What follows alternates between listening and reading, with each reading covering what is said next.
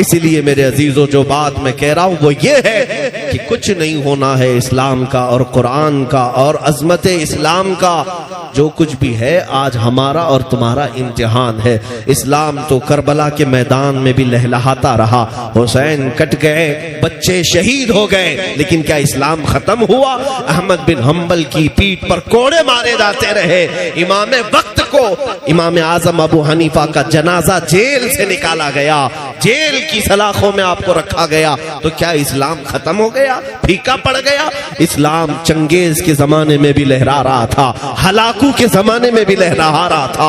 हर सालिम अपनी अपनी ताकत के मुताबिक। चंगेज और हलाकू वो हैं जिन्होंने मुसलमानों की खोपड़ियों से मीनार तामीर कर लिए थे, दरियाए दजला को मुसलमानों के खून से लाल कर दिया था, लेकिन बगदाद में तब भी इस्लाम खत्म नहीं हुआ। चंगेज का दौर आया, हलाकू का दौर आया, यजीद का दौर आया, कई ऐसे जालिम आते गए, लेकिन इस्लाम का ये पौधा हमेशा हरा भरा रहा। आज के जालिमों, तुम कान खोल करके सुन लो, ना तुम अपनी ताकत में चंगेज को पहुंचते हो, ना हलाकू को पहुंचते हो, ना तुम अपने जुल्म में यजीद को पहुंचते हो, ना फिरौन और हामान और शद्दाद को पहुंचते हो। तुम्हारी हैसियत तो उनके कीड़ों के बराबर भी नहीं है। उन जालिम और जाबिरों के जमाने में इस्लाम अगर फल फूल रहा था तो मैं यकीन के साथ कहता हूं, लाओ तुम्हारी सारी ताकतें, फिर भी यकीन ये कहता है कि सारे अंधेरों के अंदर भी अगर कोई रोशनी होगी तो मेरे दीन इस्लाम की होगी। बात है, वाह वाह वाह वाह, कुरान की होगी, मेरे मुस्तफा के नाम की होगी। अजीजान गिरामी, मैं अपने बच्चों को यही बात कहना चाहता हूं, हुजूर पाक सल्लल्लाहु तआला अलैहि वसल्लम के नाम पर अगर डराया जा रहा है, डरने की जरूरत नहीं। हाँ, शर्म और खौफ उसे होना चाहिए जो रेप के केस में अंदर जा रहा हो जी। क्या बात, शर्म और आर उसे हो जो चोरी के केस में अंदर जा रहा हो। अगर जराइम पेशा आदमी है, उसे जेल जाना पड़ रहा है तो सर झुका कर जाए, लेकिन इन जालिमों के सामने ये बात खुलकर कहना, अगर नाम मुस्तफा की बात आए, दोनों हाथ भी हाजिर है, पैर भी, इतना ही नहीं गर्दन भी हाजिर है मेरे नबी के नाम। सुभान अल्लाह, सुभान अल्लाह, लब्बैक लब्बैक लब्बैक या रसूल अल्लाह, लब्बैक लब्बैक लब्बैक या रसूल अल्लाह, लब्बैक लब्बैक लब्बैक या रसूल अल्लाह, लब्बैक लब्बैक लब्बैक या रसूल अल्लाह। नारे तकबीर, नारे रिसालत, मसलके आला हज़रत हज़रत हज़रत। अगर तुम्हारे सीने में ईमान मजबूती से आ गया तो फिर तुम्हें बड़ी कुछ ताकतें हासिल करने की जरूरत भी नहीं, कुछ तुम्हें करने की जरूरत नहीं। तुम्हारा चलना फिरना भी कुछ लोगों के लिए अजाब बन जाए। हाँ, तुम खाली हुजूर की सुन्नतों पर आकर के देख लो, एक बार ये मजमा तय कर ले कि जितने हैं अब सब दाढ़ी रख करके निकलेंगे, जितने हैं सब मेरे मुस्तफा की दाढ़ी सजा करके जाएंगे। फिर सुनो सुनो, मैं हाथ उठाने वाला आदमी नहीं हूं, वो नाथ खान लोगों से आप उठवाइए। अपने दिल से अगर तुम उठ गए तो बस काफी है। आज अगर यह अहद कर लिया कि मैं नबी पाक की सुन्नत पर अमल पैरा हो जाता हूं, मैदान में उतरता हूं, फिर तुम देख लेना, चलोगे फिरोगे, न तुम्हारे हाथ में किसी हथियार की जरूरत है, न किसी सामान की जरूरत है। जालिमों के दिलों पर अल्लाह वैसे ही तुम्हारी दाढ़ी का रौब पैदा फरमाता है, क्योंकि ये तुम्हारी अपनी नहीं है, ये मुस्तफा करीम की सुन्नत है, नबी करीम सल्लल्लाहु तआला अलैहि वसल्लम की सुन्नत है। आला हजरत ने एक वाकया लिखा है, सहाबी रसूल हजरत सलमा बिन अकवा का।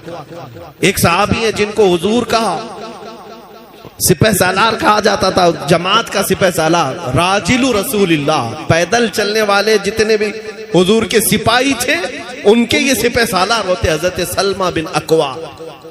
एक बार तवज्जो, मेरे आका के जो गुलाम होते हैं वो कछार के वो शेर होते हैं कि सामने की ताकतों को कभी नहीं देखते, कभी नहीं देखते। मदीने तैयबा में एक शख्स आया जिसका नाम था अब्दुर्रहमान काररी, कार्रा का रहने वाला, 400 लोगों को लेकर रात के वक्त आया और एक बागीचे में हमला किया, आग लगा दिया, दरख्त जलने लग गए और बहुत सारा वहां पर जो माल था, खजूरें, सामान, सब लूट करके भागने लगा। रात के वक्त सब सोए हुए थे और रास्ते में कोई नहीं था, सिर्फ हजरत सलमा बिन अकवा, ये एक ही साहबी थे। ये जिंदगी भर घोड़े पर सफर नहीं की, जहां जाते थे पैदल जाते थे। पैदल ही। इनको राजिल कहा जाता है, सिर्फ पैरों से चलने वाला। उस जमाने की सवारी थी घोड़ा। 400 लोग जब लूट मार करके मदीने से जा रहे हैं और कोई नहीं रास्ते में, ये तन्हा है हज़रत सलमा बिन अकवा। क्या करना चाहिए? मुंह छुपा ले दीवार के पीछे। अल्लाह अकबर। जब मैं वो वाकया पढ़ रहा था मेरे रोंगटे खड़े हो गए। सलमा बिन अकवा अपने यहाँ जहां खड़े थे वहीं से उठ गए और कहा, इन दुश्मनों का पीछा करूंगा, एक भी खजूर अगर इनके जेब में बाकी रही मदीने की, उस वक्त तक लड़ता रहूंगा, छोड़ूंगा नहीं। निकल पड़े। अरे 400 लोगों का पीछा करते हुए अकेले जा रहे हैं। और हैरत की बात यह है, रिवायात में वो 400 डर के भाग भी रहे। अल्लाह की वाह।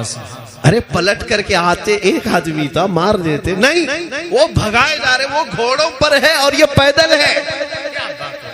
इसलिए मैं कहता हूँ, क्या दबे जिस पे हिमायत का हो पंजा।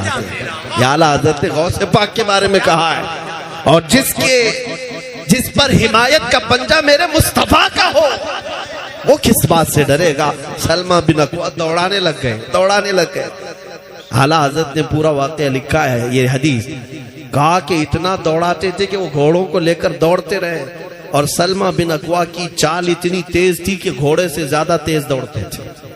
और दौड़कर जब कभी कोई हाथ में आ जाता घोड़े पर बैठा हुआ, उसकी टांग खींचते, नीचे गिरता तो उसकी गर्दन पर पैर रखकर आगे भागते। वो वहीं पर तड़पता रहता। कितनों को उस काफिले से टांग खींच करके गिराया और मारते चले गए। वो 400 लोग घबराए हुए हैं एक सलमा बिन अकवा, एक नबी पाक के गुलाम से।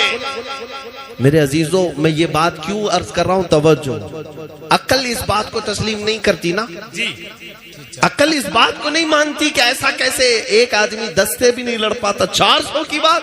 हाँ, अगर अल्लाह चाहे, अगर मौला चाहे तो एक का रौब 1000 पर भी डाल सकता है, 1000 पर भी डाल सकता है। क्या आपने नहीं देखा? अरे वो तो सहाबी रसूल है, मेरे मुस्तफा के गुलाम है। उनके बाद बहुत जमाने के औलिया कामिलीन आए। अरे मैं अपने उम्मत की एक छोटी सी बच्ची की भी मिसाल देता हूँ। चंद महीने पहले हमारे कर्नाटक की सरजमीन पर एक बुर्का पोश खातून, हमारी कौम की एक बच्ची, जिसके पीछे 40 कुत्ते भागते आ रहे थे, उस नौजवान लड़की के हाथ में न चाकू है, न तलवार है, न लाठी है। पलट करके अल्लाह अकबर ही तो कहा था। और क्या कहा? अगर एक हिजाब वाली खातून के पीछे 40 कुत्ते दौड़कर आते हैं और हाथ तक नहीं लगा सकते, तो इस बात को तस्लीम करो ऐ मोमिनो, जब मौला चाहे तो लफ्ज़ अल्लाह अकबर का रौब हजारों के सीनों पर डाल सकता है। बेशक हक है। वो मौला कादिर है, जब्बार है।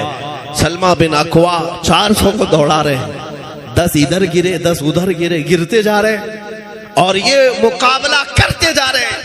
यहाँ तक कि उनका जो सरदार था अब्दुर्रहमान कारी, वो पुकार कर कहने लगा, तुझे चाहिए क्या हमसे?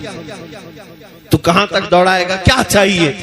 कहा कि तुमने जो मदीने का बाग जलाया और जो माल लूटा है, जब तक वो नहीं लूंगा मैं मदीने वापस नहीं लौटूंगा। वो मुंतशिर हो गए। तो 400 जो थे, 15 इधर, 20 उधर, 25 इधर, सब पहाड़ों पर चढ़ने लग गए एक आदमी से जान बचाकर। जब पढ़ोगे तुम्हें हंसी भी आएगी और हैरत भी होगी कि रसूलुल्लाह के दीवाने डराते कैसे थे दुनिया। हाँ, डरे ऐसे में बुज़दिल लोगों को देख करके मुझे अजीब सा लगता है कि तुम उठो तो सही, तुम्हारे चेहरे में आज भी हुजूर की मोहब्बत है, तुम्हारे सीने में आज भी हुजूर का दिया जल रहा है। यही दौलत सबसे बड़ी है। और जब सलमा बिन अकवा चीखने लगे, पुकारने लगे, तो वो सब पनाह ले रहे हैं पहाड़ों की कोह में, अलग अलग अंदर। और उसके बाद कहते हैं, तुम वहीं रुको, हम सामान फेंक रहे हैं, हम सामान फेंक रहे हैं। जो लूटी हुई खजूरें थी वो फेंकने लगे, जितना था वो हासिल किए। और जब थक गए थे सलमा बिन अकवा, अरे एक आदमी 400 को दौड़ा रहा है और थक गए, सामान उठा नहीं पा रहे थे। कहा कि मुझे इस बात का एहसास भी नहीं था कि जब इनके पीछे दौड़ रहा था तो कम से कम मदीने वालों को बोल तो देता। किसी को खबर भी नहीं किया, अकेले आ गए। और उसके बाद हुआ क्या? सलमा बिन अकवा जब वापस लौटने लगे माल लेकर के, तो हजरत अबू कुतादा रदी अल्लाह ताला अन्हु एक सहाबी हैं, सुनिए, ये सब रख दो। हजरत अबू कुतादा रदी अल्लाह ताला अन्हु एक और सहाबी हैं जिनको फारिसु रसूलिल्लाह कहा जाता है। घुड़सवारों के सिपहसालार वो थे। वो 10 सहाबा के साथ आने लगे हजरत सलमा बिन अकवा के पास।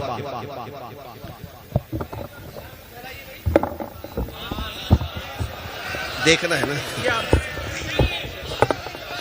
जी जी, इसको पीछे कर लेना, बहुत अच्छा, बहुत, इसको पीछे करिए।